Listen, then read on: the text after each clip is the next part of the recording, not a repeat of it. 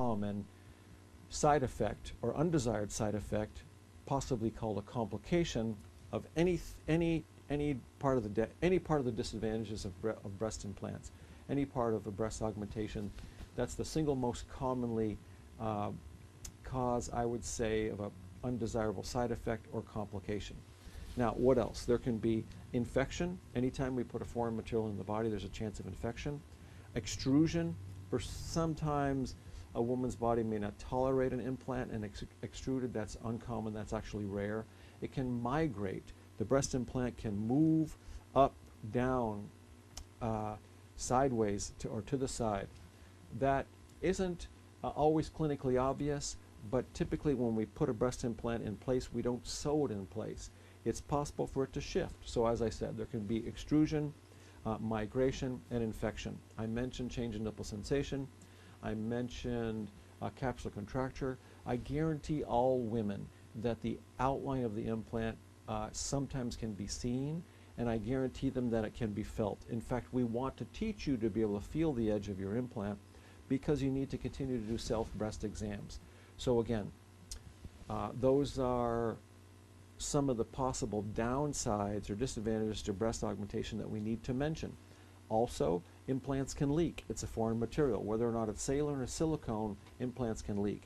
And of course, you need to do special breast surveillance. You may need to get an MRI in the future. You have to do self-breast exams to monitor yourself. If there's any change, then you need to alert your plastic surgeon. It's not an emergency, but you may need a workup to make sure that the implant is intact. So again, in summary, the advantages to breast augmentation are you will have bigger, fuller, rounder breasts that are slightly higher. The downside is capsular contracture, infection, extrusion, migration, possibility of change in nipple sensation, a guarantee that your implants can be felt, possibly seen, implants can leak, and you need to do special breast surveillance to monitor yourself. And of course, all women need to do breast surveillance to monitor against breast cancer developing. And if it occurs, we need to know about it. We need to diagnose that early, not just for women with breast implants, of course. Before I go on, I want to emphasize that there's no evidence that breast implants cause cancer or contribute to cancer. In fact, some studies have shown that women with breast implants get less breast cancer. It may be because women in general who get breast implants have less breast tissue. They have smaller breasts. So breast implants do not cause breast cancer. Before going on, I do want to mention something called ALCO. ALCL. It's a type of lymphocytic proliferation, almost a lymphoma. BIA, breast implant associated ALCL.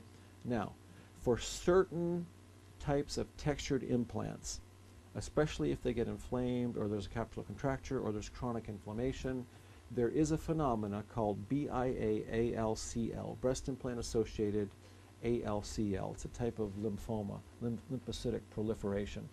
That can happen. It's uncommon and rare. That's probably why fewer plastic surgeons now are using textured implants. In my practice, I do not use textured implants. I use exclusively smooth implants. To the best of my knowledge, at this point, there's never been a case of BIA-ALCL, breast implant associated lymphocytic proliferation or lymphoma. Never been a case associated with a smooth implant. So I think that's important to talk about, but I think you need to look at the science if you're considering breast augmentation. So I talked about the pros and the cons of breast augmentation. Now, what's my job? My job, first of all, is to listen to you about what you want, and then my job, not only to do an excellent operation for you, is to help you make decisions that will tilt the balance in favor of you having bigger, fuller, rounder breasts that are slightly higher, and we want to tilt away from that balance of being able to feel the implant, see the implant having capsular contracture, having your breast implant interfere with mammograms, etc. So we want to be able to tilt the balance in your favor towards the positives and away from the negatives. So there's lots of decisions to be made, and that's how I can help you tilt the balance in your favor by helping to make decisions to tilt away from those downsides, away from the disadvantages, and towards the advantages. So what are some of the decisions to be made? Which incision we make. There are 4 incisions in the inframammary fold, under the breast, inframammary crease, under the areola, infraareolar approach, through the armpit, or a less common approach that's through the belly button actually, called a tuba, transumbilical breast augmentation. I would say that's the least common approach. Typically, in this country, certainly, the most common approaches are underneath the breast through the inframammary fold or through the armpit. I would say if we're going to do an incision around the areola, that's the tan part around the nipple, typically that's done in conjunction with a breast lift. Otherwise, the most common incision, I think, or approach is in the inframammary fold. Now, we can go above the muscle, above the pectoralis muscle, or under the pectoralis muscle, above or under. There's sort of a hybrid where we go under the fascia. That can be effective. There is saline implants, there are silicone implants, there's textured, there's smooth, there's round implants, there's teardrop shaped implants. There can be highly cohesive implants which are more firm. There can be sort of softer gel, even though they're cohesive. That's a kind of a less cohesive implant. And of course, almost unlimited sizes for breast implants. One thing we need to emphasize is we cannot predict cup size. We cannot order breast implants by saying, okay, I'd like to order you a C cup. I want to order you a B cup. We need to do the biodimensional approach. We need to measure you with some fairly sophisticated measurements, not only of your waist and your bust and your hips, but the distance between the sternal notch and the nipple, and the width of your breast, and the distance between the nipple and the inframammary fold. We need to do a soft tissue pinch test to see if you have adequate soft tissue coverage. We need to see if you have loose tissue, if you have breastosis, that's in other words droopy skin, droopy breasts. So those are all a fairly, there's a number of fairly sophisticated measurements we need to do in order to guide you toward making the proper decision, choosing the right volume displacement for your body and your chest and your body carriage. Now keep in mind, if you see a woman who's 5'2" and weighs 100 pounds, 360 cc implants will look totally different on her than if a woman is 6'3" and weighs 175 pounds. You cannot equate cup sizes. You can't equate what a pair of breast implants looks like on your girlfriend. You like her look, so you want those for you. We can't equate that. We can't predict cup size. And that's because not only are breast implants different for every woman, but the bra manufacturers have different ways to measure cup size. Victoria's Secret is different from Playtex, is different from Johnson & Johnson, is different from Cross Your Heart. So there is no uniformity in cup size, so we cannot predict your cup size. However, if you come into my office and you say now you're an A cup or now you're a B cup and you want to be a double D or you want to be a full C or a small C, that certainly gives me some idea how to guide you toward the proper selection. Now, in general, if you're going to pick saline implants, there are 3 sizes to offer to you: a small augmentation, a medium augmentation, and a large augmentation for your measurements, for your body carriage, for your chest and your breast width and the footprint of your breast and the distance between the nipple and the inframammary fold, etc. If we're going to do silicone implants, in general, there are 4 sizes: small, medium, large, and extra large.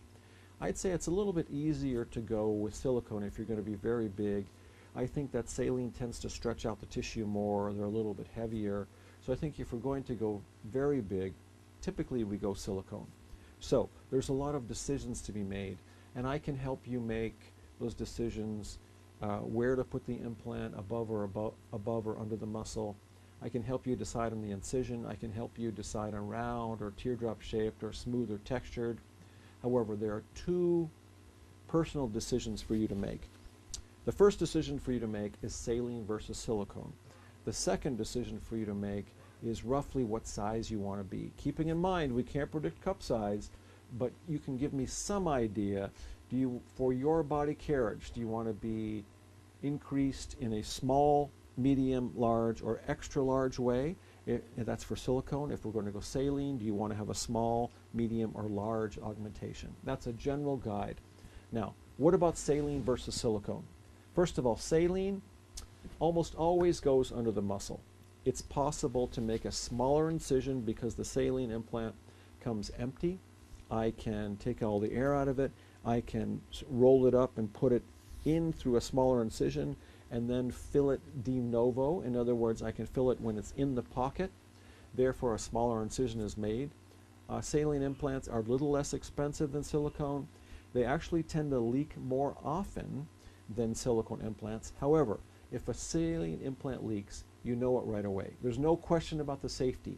The saline just spills out and you may get a flat, and that's what we call it. You may pass your water a lot that day because that saline just is reabsorbed in the bloodstream, and you pass your water and it's gone.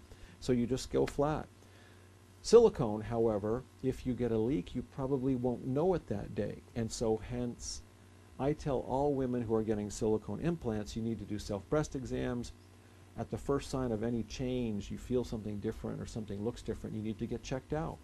So again, what about saline implants? As I said, I can put it into a smaller incision. There's no question about the safety. They leak more often. They're slightly less expensive. They need to go under the muscle. And there's no question about the safety. Now, there's sometimes, if a woman has constricted breasts, in other words, if her inferior poles are very tight, there's a condition, congenital condition called constricted breasts. That's where the breasts seem to be a little odd shaped and the nipples may be herniated through, the inferior pole is very tight. You heard me mention briefly a few minutes ago that saline tends to stretch out tissue more.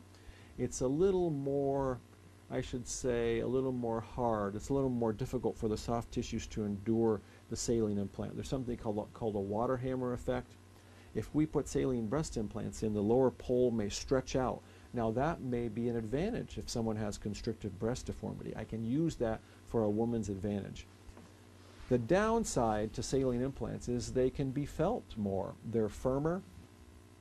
Even though they go under the muscle, that part, the lower part of the breast pole on the outside, we call that the outer quadrant, the lower outer quadrant, sometimes feels a little bit crinkly.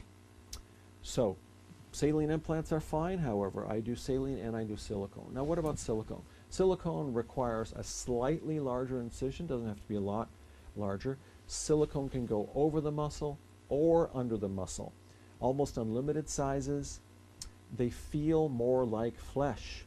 When silicone implants stay soft, they feel more like flesh as compared to saline implants. Now, when silicone implants stay soft, sometimes you cannot even tell that there's anything there but breast tissue.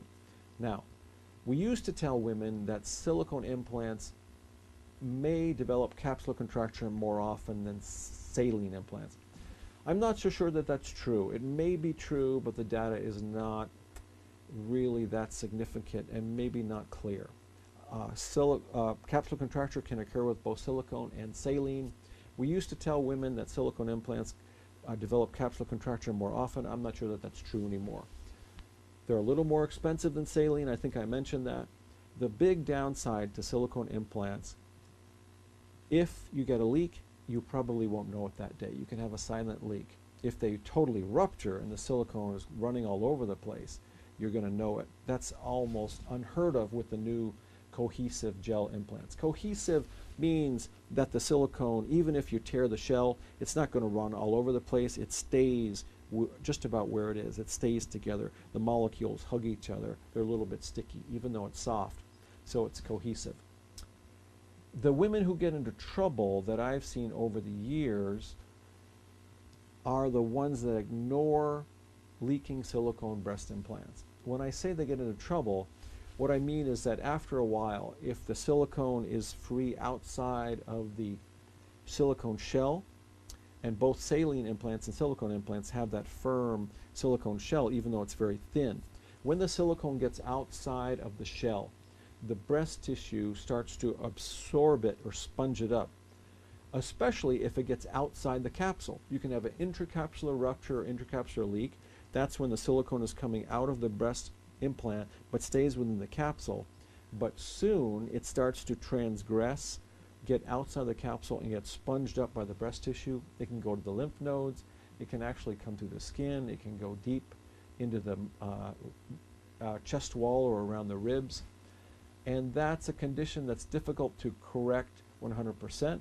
I do a lot of breast implant removal for women who have ruptured implants. Some of them have ignored their implants being ruptured for years. They tend to have a bigger operation that's more difficult, it takes longer.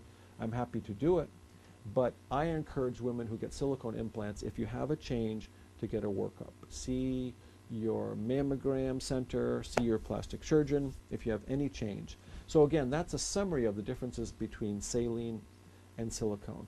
As I said, I do both. We use different incisions. We can do saline, silicone, almost unlimited sizes, but base your size choice on you, your biodimensional approach, your measurements. Now, one other thing to talk about, what about going under the muscle or above the muscle? We could talk about that for hours, and plastic surgeons disagree about this. Some plastic surgeons say all breast implants should go under the breast tissue over the muscle. Other plastic surgeons say you should put your breast implants under the muscle. There are some differences. Breast implants in general are more protected under the muscle. It's a bigger operation, but they're harder to feel, harder to see the outline. Some women feel that there's a more gentle slope starting at the clavicles. Here, there's a more gentle slope when we go under the muscle. What we can say probably is true is there is less clinically apparent capsular contracture when we go under the muscle. The downside is, I think that there's certainly more animation deformity. If a woman works out a lot, you'll see the pectoralis muscles contracting and distorting the implant. Sometimes the muscle tends to push the breast implant too low, and I've seen that cause what's called a double bubble phenomena, where the implant actually goes too low and you can see the inframammary fold almost forming a crease against the breast implant, and we need to reposition the breast implant when that happens. Typically, it's a bigger operation to go under the muscle, but that's okay. Women tolerate it. You might take pain medicine for a couple of days. You might have a tighter feeling. Going under the breast tissue certainly is much more straightforward. It's probably more anatomically correct.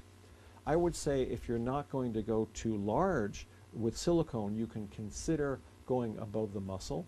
If you have saline implants, then it needs to go under the muscle, else you can just feel the breast implant too much. Silicone can go above the muscle or under the muscle. As I said, it's a slightly bigger operation to go under the muscle, but certainly it can be done. I think the decision to go under the muscle or above the muscle needs to be made during the consultation. Certainly, you get a little more breast lift when we go over the muscle, excuse me, as opposed to under the muscle. That's a simple mechanical phenomena. If your breast implant is under the muscle and the breast tissue is allowed to sort of droop, that's much more obvious, or you certainly get less lift than if your breast implant is over the muscle, under the breast tissue, you get some lift. It's almost like a girl on a swing. Think that the breast tissue, as it gets pushed out, it gets lifted. And so when you get breast augmentation, you get some lift, as I said. That's a summary of important issues and decisions in breast augmentation with implants. If you'd like any more information about breast augmentation or any other area of plastic surgery, I hope you'll call me. Call my office at 831-646-8661 or go to my website, drmorwood.com. I'm going to take a very brief pause for a very good cause. Hello, I'm Dr. David Morwood. I have over 25 years experience in plastic surgery. Here in California, we all love the outdoors. Golf, tennis, going to the beach. However, the sun can play havoc with the delicate skin on the back of the hands and neck. Call or click today to learn the newest methods for restoration and beautification of the hands, neck, and other areas affected by the sun.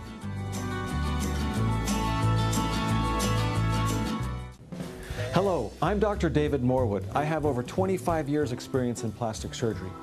One of the common goals I share with my patients is that they look natural after their facial rejuvenation.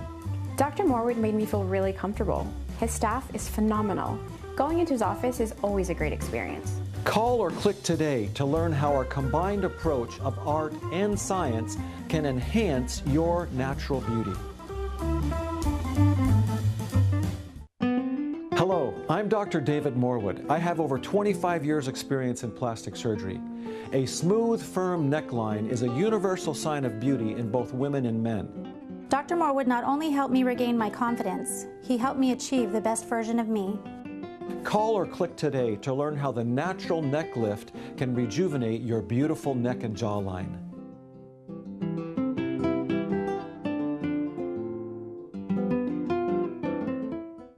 Thank you for being here. Thank you, David Cardoza and Michael Martins in the control booth. What I'd like to talk about in this next brief segment, we only have about 8 minutes, is the story of Dupuytren's contracture. Not everybody knows what Dupuytren's contracture is. However, if you have that condition, you certainly know it. What is Dupuytren's contracture? Dupuytren's contracture is a proliferation of the connective tissue in the palm. There's something called a palmar fascia that can be described or compared to an insulating layer, a protective layer in between the skin and the deeper, very delicate arteries and nerves and tendons in the palm. As you know, the hands are very sensate. In other words, we have lots of sensation in the hands. That's one of the ways we feel things. And the deeper structures are very tender, very delicate, lots of sensation. And so in between the skin and those deeper important structures, there's a layer of fat and a layer of fascia. The fascia is the collagen. In Dupuytren's contracture, that connective tissue layer, the palmar fascia, gets thick and heavy and tough and actually starts to pull. And it actually creates a situation where the fingers and the palm cannot be totally straightened out, and the fascia starts to contract and pulls the small and ring finger down, most commonly found on the ulnar or outside, this outside part of the hand, and sometimes can affect the thumb, and less commonly the index and middle fingers. Happens more often in men than women. It does not always need surgery if it interferes with your function. If you find that you cannot put your hand down flat on a table, if you're very self-conscious about shaking hands, you may consider an operation or an injection. So, what's the story of Dupuytren's contracture? Actually, Dr. Dupuytren was a French surgeon who first described this in the coach drivers, the drivers in Paris who would hold the whip in one hand and whip the horse and get the horse to go faster and tell the horse to start and stop. And he noticed that a lot of these drivers started to get this proliferation, and he thought it was like an internal callus. Well, it turns out that the gene for this condition, Dupuytren's contracture, began in Scandinavia. And it was only found in Scandinavia until Erik the Red and Leif Erikson and their Scandinavian raiders started raiding down into the British Isles, into Scotland and Ireland, and then into the northern Germanic peoples, northern European peoples, and the gene was spread there. When the Mayflower came to North America, when Europeans started coming to North America, the gene came with them to North America. When the British colonies started sending their criminals to Australia, it was spread to that continent. And so archaeologic geneticists can actually trace that gene from Scandinavia down into the British Isles, as I said, to the northern European and Germanic peoples, to North America with the Mayflower, and to Australia with the British penal colonies. So it's related to the gene. So what is it? As I said, it's when that connective tissue starts to contract and get thick and heavy. It's never been reported to be malignant in the hand, and that's important to note because in other parts of the body, a proliferation of the connective tissue can degenerate into something called a sarcoma, fibrosarcoma, or other conditions. Now, this condition, Dupuytren's, can be a syndrome where it can affect the genitals, to deviate the genitals. It can affect the sole of the foot, plantar fibromatosis. That can be a difficult, painful condition where the toes start to contract and curl. That's Lederhosen syndrome, where the palmar fascia starts to contract. It can actually turn the sole downward. That can be very difficult and debilitating. But in the hand, it causes a contracture. It can interfere with range of motion. It does not always. It does not always need surgery or an injection. So, who are the candidates for intervention? When someone is concerned that they can't totally flatten out their hand, if they're very self-conscious about shaking someone's hand, then you can consider either surgery or you can consider a newer treatment called a collagenase injection. Well, what's a collagenase injection? A collagenase injection is an injection of a substance done in the office of collagenase. That's an enzyme that disrupts collagen, and it can make that tough cord or contracture sort of dissolve or get thinner. The way that works is in the office typically you can get a block or you can get numbed up. The collagenase is injected right into the cord. There's specific indications for it. We wait a day and a person's hand will get actually very swollen and inflamed and oftentimes red. And then the next day in the office, the hand surgeon can manipulate and kind of crack open that cord. It's almost like a closed capsulotomy in breasts. The surgeon can stretch and pop those cords. Sometimes there's a tear in the skin, sometimes there can be bleeding. On occasion the tendon can be injured, and that's certainly an undesirable side effect. But that's collagenase. Now, there are multiple different operations to correct the contracture. There's something called a fasciotomy. There's something called a very limited fasciotomy. That's where we make a mini incision and divide the cord. I'll sometimes do that in stages to get somebody, let's say someone has really bad skin and it gets infected and inflamed and cracked and sometimes bleeds and they get sort of a tinea or yeast infection. I'll oftentimes do a staged approach where just little mini fasciotomies are done with a needle or even a scalpel to help straighten out the fingers in stages. And when we do a fasciectomy, that means we take out a cord or part of the cord. If I do that for more severe conditions, again, it's a custom designed approach. Sometimes I do skin grafts, sometimes I do flap closure, sometimes I do Z-plasties. There's something called the Makash approach where the incisions are left open and people do dressing changes after the operation. Sometimes we close with little local flaps or Z-plasties, sometimes skin grafts. The advantage of a skin graft is typically the recurrent Dupuytren's, and Dupuytren's can recur. Recurrent Dupuytren's will not recur under a skin graft, although it's a slightly bigger operation because we need to take the skin from somewhere.